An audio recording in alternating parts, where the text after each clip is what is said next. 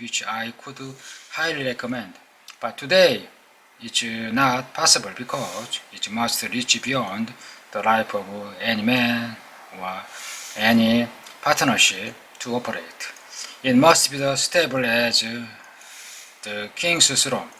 Someday do I feel that such a plan shall come to pass and be a great blessing to many men, because even the first small payment will make available the snug fortune for the family of a member should we pass on.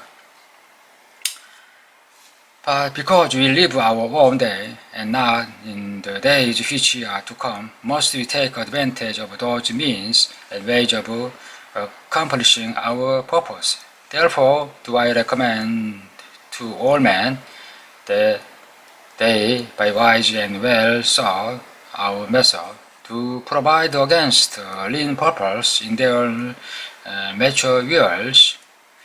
For a lean purpose to a man no longer able to earn, or to a family without its head, is a sore tragedy.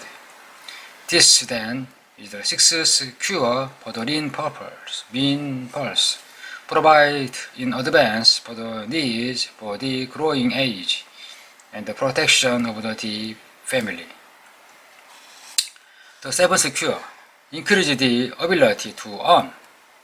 This day do I speak to thee, my students, of one of the most vital remedies for a lean purpose, yet I will talk not of gold, but of yourselves, of the men beneath the robes of many colors, who do sit before me. I'll talk to you of those things within the mind and lives of men, which do work for or against their success. So did Akkad address his class upon the seventh day. Not long ago came to me a young man seeking to borrow. When I questioned him the cause of his necessity, he complained that his earnings were insufficient to pay his expenses. Thereupon I explained to him, this being the case, he was a poor customer for the money lender, as he possessed no surplus earning capacity to repay the loan. What do you need, the young man? I told him, is to earn more coins. What dost thou to increase the capacity to earn? All that I can do, he reflects, 6 times within 2 months have I approached my master to request my pay to increase, but without success. No man can go oftener than that. We may smile his simplicity, yet he did possess one of the vital requirements to increase his earnings. Within him was a strong desire to earn more, a proper and commendable desire. Proceeding accomplishment must be desire. The desires must be strong and definite. General desires are but weak belong. For a man who wishes to be rich is of a little purpose. For a man to desire 5 pieces of gold is a tangible desire which can press to fulfillment. After he has backed his desire for 5 pieces of gold with the strength of purpose to secure it, next he can find similar ways to obtain 10 pieces, and then 20 pieces, and later 1,000 pieces, and behold, he has become wealthy. In learning to secure his own definite small desire, he has trained himself to secure a large one. This is the process by which wealth is accumulated, first in small sum, then in large ones. Man learns and becomes more capable. Desire must be simple and definite.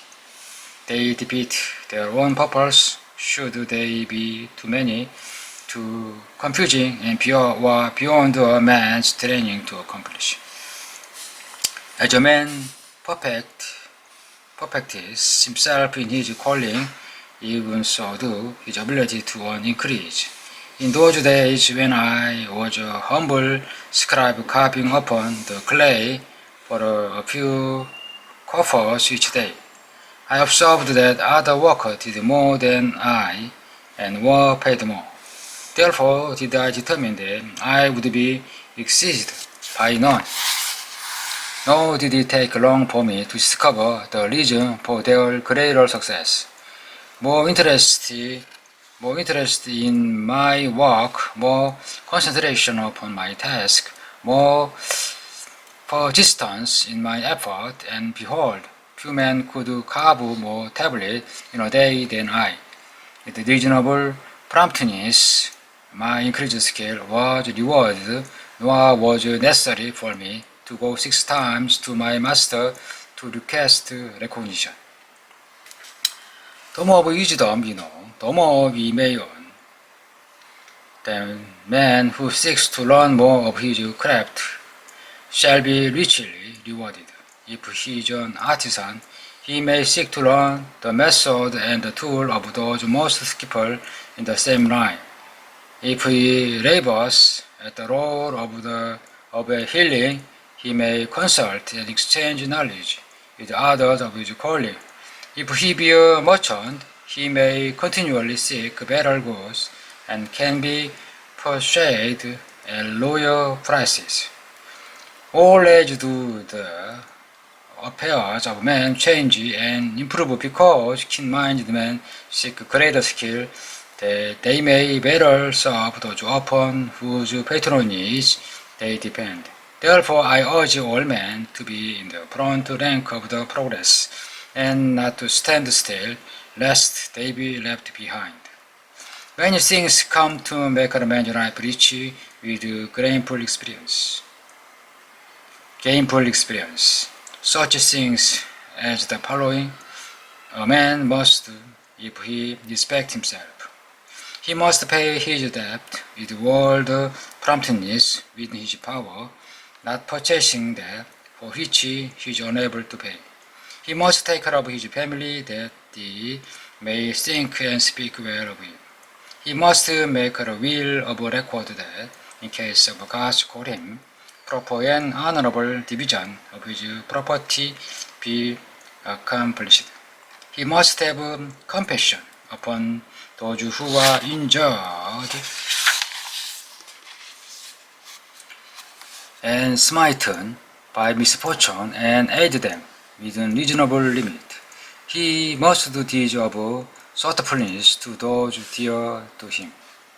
Thus, the seventh and the last remedy for a lean purpose is to cultivate the own power, to study and become wiser, to become more skillful, to so act as to respect the self. Thereby shall thou acquire confidence in the self to achieve the carefully considerated desires. These then are the 7 cure for a lean pulse, which out of the experience of a long and successful life, I do urge for all men who desire wealth. There is more gold in Babylon, my students, than thou dreamed of. There is abundance for all. Go thou forth and practice these truths that thou mayst prosper and grow wealthy as it thee right. Go thou forth and teach these truths that every honorable subject of his majesty may also share liberally in the ample wealth of our beloved city.